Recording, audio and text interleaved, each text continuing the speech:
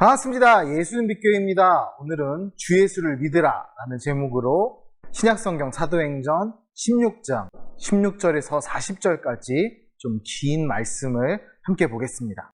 사도행전 16장 16절에서 40절까지입니다. 함께 본문 말씀 먼저 보겠습니다.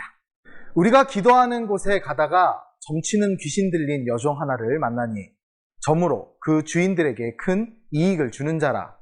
그가 바울과 우리를 따라와 소리질러 이르되 이 사람들은 지극히 높은 하나님의 종으로서 구원의 길을 너희에게 전하는 자라 하며 이같이 여러 날을 하는지라. 바울이 심히 괴로워하여 돌이켜 그 귀신에게 이르되 예수 그리스도의 이름으로 내가 내게 명하노니 그에게서 나오라 하니 귀신이 즉시 나오니라. 여종의 주인들은 자기 수익의 소망이 끊어진 것을 보고 바울과 실라를 붙잡아 장터로 관리들에게 끌어갔다가 상관들 앞에 데리고 가서 말하되 이 사람들이 유대인인데 우리 성을 심히 요란하게 하며 로마 사람인 우리가 받지도 못하고 행하지도 못할 풍속을 전한다 하거늘 무리가 일제히 일어나 고발하니 상관들이 옷을 찢어 벗기고 매로 치라 하여 많이 친 후에 옥에 가두고 간수에게 명하여 든든히 지키라 하니 그가 이러한 명령을 받아 그들을 깊은 옥에 가두고 그 발을 착고에 든든히 채웠더니 한밤중에 바울과 실라가 기도하고 하나님을 찬송하며 죄수들이 듣더라. 이에 갑자기 큰 지진이 나서 옥토가 움직이고 문이 곧 다 열리며 모든 사람의 메인 것이 다 벗어진지라. 간수가 자다가 깨어 옥문들이 열린 것을 보고 죄수들이 도망한 줄 생각하고 칼을 빼어 자결하려 하거늘 바울이 크게 소리질러 이르되 내 몸을 상하지 말라 우리가 다 여기 있노라 하니 간수가 등불을 달라고 하며 뛰어 들어가 무서워 떨며 바울과 실라 앞에 엎드리고 그들을 데리고 나가 이르되 선생들이여 내가 어떻게 하여야 구원을 받으리이까 하거늘 이르되 주 예수를 믿으라 그리하며 너와 내 집이 구원을 받으리라 하고 주의 말씀을 그 사람과 그 집에 있는 모든 사람에게 전하더라. 그 밤 그 시각에 잔수가 그들을 데려다가 그 맞은 자리를 씻어주고 자기와 그 온 가족이 다 세례를 받은 후 그들을 데리고 자기 집에 올라가서 음식을 차려주고 그와 온 집안이 하나님을 믿음으로 크게 기뻐하니라. 날이 새매 상관들이 부하를 보내어 이 사람들을 놓으라 하니 간수가 그 말대로 바울에게 말하되 상관들이 사람을 보내어 너희를 놓으라 하였으니 이제는 나가서 평안히 가라 하거늘 바울이 이르되 로마 사람인 우리를 죄도 정하지 아니하고 공중 앞에서 때리고 옥에 가두었다가 이제는 가만히 내보내고자 하느냐?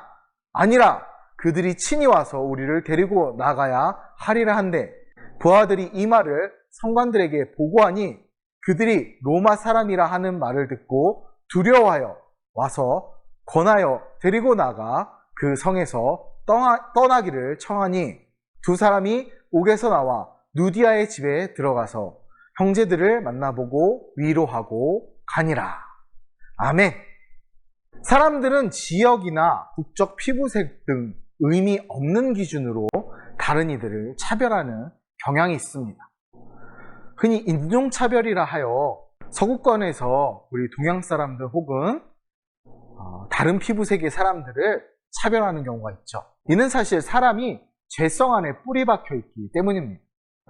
우리나라에서도 지역색이라는 것이 있어서 이것이 어디서부터 시작되었는지는 모르지만 결국 정치적 견해와 지역색이 동일하게 회자되고 역사가 증명하듯 그것이 우리에게 큰 상처가 되기도 하였죠. 예수님이 우리를 위해 이 땅에 오시고 죽기까지 사랑하시며 십자가에 달리신 이유는 결코 차별이나 분열에 있지 않습니다. 오늘 본문 사도행전에는 이러한 차별의 이야기가 나옵니다. 1세기 로마 시대의 유대인들은 할례와 율법을 기준으로 이방인들을 더러운 자들이라 차별했는데 이는 사실 이방인들 사이에서도 마찬가지로 존재하는 것이었습니다. 오늘 본문을 통해서 이야기를 함께 나누기 원합니다. 본문으로 함께 들어가 봅니다. 16절에서 40절까지는 빌립보에서 바울의 사역과 관련된 일련의 사건들의 중반부 그리고 중반부입니다. 그 중에 16절에서 34절은 그 중반부에 해당하는데, 바울과 실라가 빌립보에서 전도사역을 수행하던 중 점치는 여종에게 귀신을 쫓아내고 그 주인들에게 모함을 당하여 투옥되었으며, 또 옥중에서 찬양하고 찬송하는 중 메인 것이 다 풀어지는 이적이 발생합니다. 그리고 그곳에서 간수와 그 가족들이 마음의 어려움에 간수가 청하지만 이것을 계기로 해서 가족들까지도 회심하고 구원을 얻게 되는 극적인 사건이 오늘 본문 말씀에 기록되어 있습니다. 이 일은 앞선 루디아의 회심 사건 이후 기도처러 가는 도중에 일어난 굉장히 극적인 사건입니다. 16절에서 바울은 점치는 여인을 만났습니다. 신명기 18장 9절에서 11절까지를 보면 성경은 이러한 점치는 자를 용납하지 말도록 명령하고 계십니다. 왜냐하면 점치는 행위는 사탄의 영에 사로잡힌 자들의 행위이기 때문입니다. 본문에서 귀신으로 번역된 헬라어는 푸뉴마, 피도나입니다. 여기서 피도는 그리스 신화에 등장하는 신입니다. 뱀이나 용의 신을 이야기합니다. 곧 이 여인은 피돈의 영에 사로잡힌 여인이라는 말이지요. 그리스 로마 신화에서 신으로 추앙받는 그것이 결국 무엇이었다는 것을 증명하지요? 귀신이었을 뿐입니다. 그리고 사탄은 그런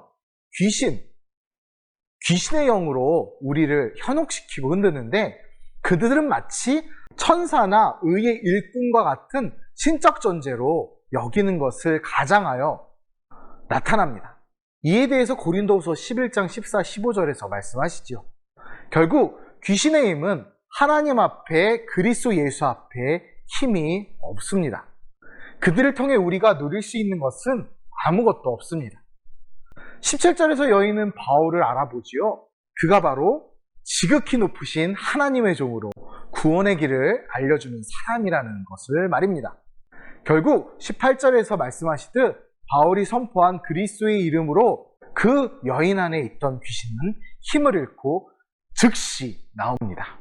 그런데 귀신에 붙잡힌 여종으로 이익을 누리던 그 주인들이 바울과 실라를 붙잡아 관리들에게 끌고 갑니다.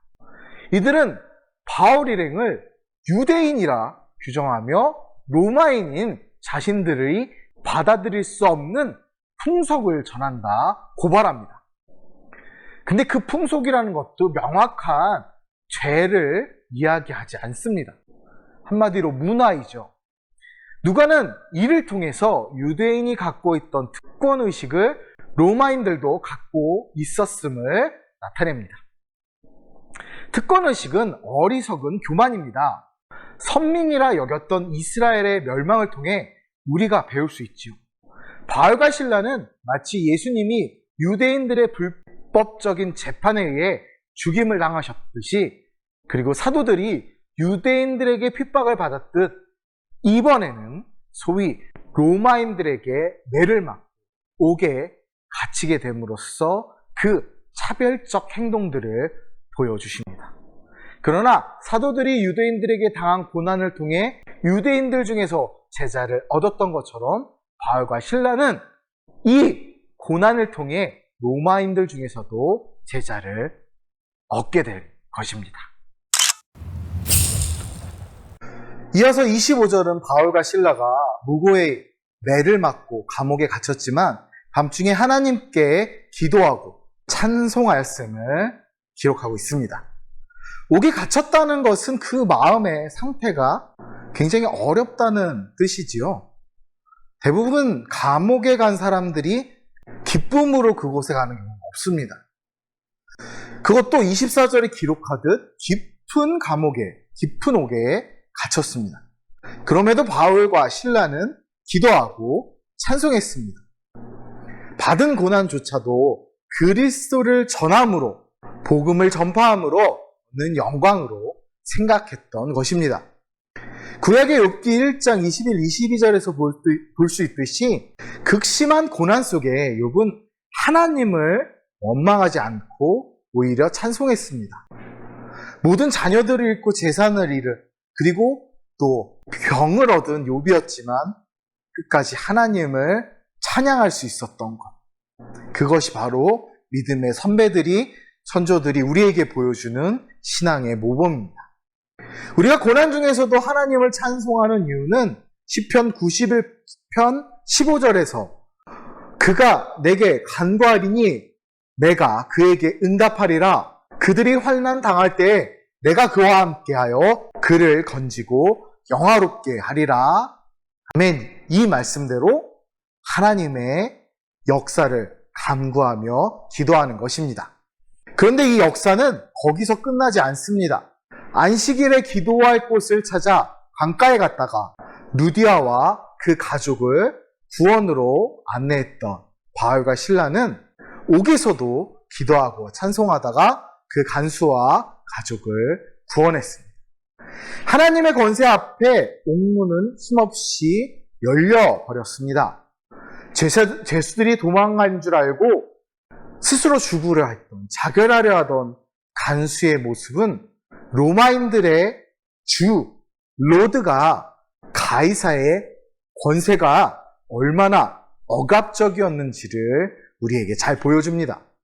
사실 간수는 어떻게 하여야 구원을 받으리까? 라고 30절에서 이야기합니다. 그런데 이 간수의 고백은 처벌받지 않을 방법을 물었던 것입니다.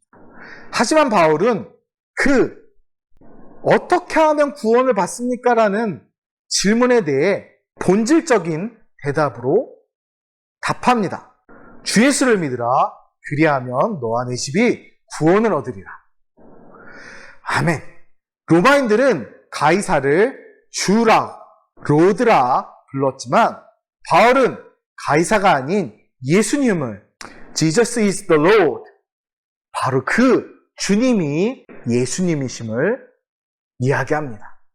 예수님을 주로 모실 때 구원을 얻는다 가르칩니다.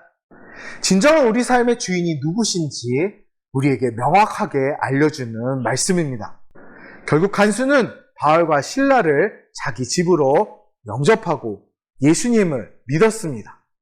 그뿐만 아니라 그 모든 집안 식구들이 믿었습니다. 이제 이들은 가이사를 주로 섬기는 로마인이기 이전에 예수님을 주님으로 섬기는 그리스도인이라는 정체성을 가졌고 이를 통해 영원한 구원을 얻었습니다. 날이 밝자 빌립보인들이 가지고 있던 로마인이라는 자부심과 유대인과 로마인이라는 구분이 얼마나 어리석은 것인지 드러납니다. 16절에서 34절 중반부까지 일어난 일련의 사건들로 진정한 하나님의 구원이 어떻게 이루어지는지 우리는 확인할 수 있었습니다. 그리고 35절에서 40절까지 빌립보 관리들의 공식적인 사과와 바울과 실라의 무죄, 석반 기사가 기록되어 있지요. 그들이 석반된 이유는 다른 것이 없었습니다. 죄가 없었기 때문이죠. 그렇지만 37절에서 바울은 자신이 유대인이지만 또한 로마 시민권을 가졌다 밝힙니다. 바울을 가두었던 자들은 이 사실을 듣고 두려워했지요. 이들은 정식 재판도 없이 로마인에게 형벌을 가했기 때문입니다. 당시 법상 하급심에서 무고하다 생각하며 로마인들은 상급심에 상고할 수 있는 항소권을 갖고 있었습니다. 정식으로 항의하고 재판받을 수 있는 특권이 로마 시민권자들에게 있었기 때문입니다. 바울이 만약에 그 로마 시민권을 갖고 있음을 밝히고 상고를 하였다면 그들은 무고죄를 지었기 때문에 처벌받을 것입니다. 빌립보인들은 로마인이라는 자부심만을 가졌지 로마인으로서의 기본적인 소양을 갖추지 못했던 것입니다. 그렇다면 바울이 로마 시민권으로 그들을 겁박하려는 것일까요? 바울의 만족을 위해 석방으로 조용히 넘어갈 수 있었던 상황을 악화내시는 훈계하려는 것이었을까요? 아닙니다. 바울이 떠난 이후 빌립보 그리스도인들이 박해를 받지 않도록 그가 로마 시민권자임을 밝힘으로써 그들을 보호하는 바울의 배려이며 또한 더 이상 그곳에서의 복음 전파가 방해받지 않게 하기 위한 바울의 지혜였습니다. 이와 같은 사실은 그리스도인으로서 우리를 돌아보게 합니다. 우리는 하나님 나라의 시민이라는 자부심만으로 끝나는 것이 아니라 그에 걸맞는 삶을 살아야 합니다. 그리스도인이면 그리스도인답게 살아야 한다는 것입니다. 어쩌면 우리는 그리스도인이라는 특권의식에 사로잡혀 우리가 섬기고 돌보아야 할 세상의 많은 것들에게서 눈을 돌렸을지 모릅니다. 그리고 진정 하나님의 백성으로 거듭난 사람들을 알아보지 못하고 핍박했을지도 모릅니다. 같은 형제 자매인데도 불구하고 그들을 핍박하고 비판하고 억압하기에 급급했는지 모릅니다. 우리가 갖고 있어야 할 자부심은 복음 증거를 위함이지 그 외의 것들은 다 부질없습니다. 우리 안에 역사하시는 하나님의 긍휼의 역사를 지켜볼 때 우리의 자부심은 빛을 밝힐 것입니다. 빌립보에서 바울 일행이 당한 일을 보면 복음에 의해 온전히 거듭나지 못한 사람들이 얼마나 어리석은 모습으로 살아가는지를 알 수 있습니다. 그러나 바울과 그 일행이 그들 가운데 들어가 고난을 당함으로써 오히려 저들 중에서 엿을 구원했듯이 우리도 고난을 통해 준비된 영혼들을 구원할 수 있을 것입니다. 주 예수님을 전함으로 세상에 구원을 가져오는 이 귀한 사명을 위해 담대히 세상에 맞서며 고난을 인내하는 그리스도인이 되기 원합니다. 우리가 전할 것은 이 말입니다. 주 예수를 믿으라. 그리하면 너와 내 집이 구원을 얻으리라. 아멘. 사순절 복음 증거의 사명을 감당하는 귀한 거룩한 절기 되시기를 축복합니다. 감사합니다.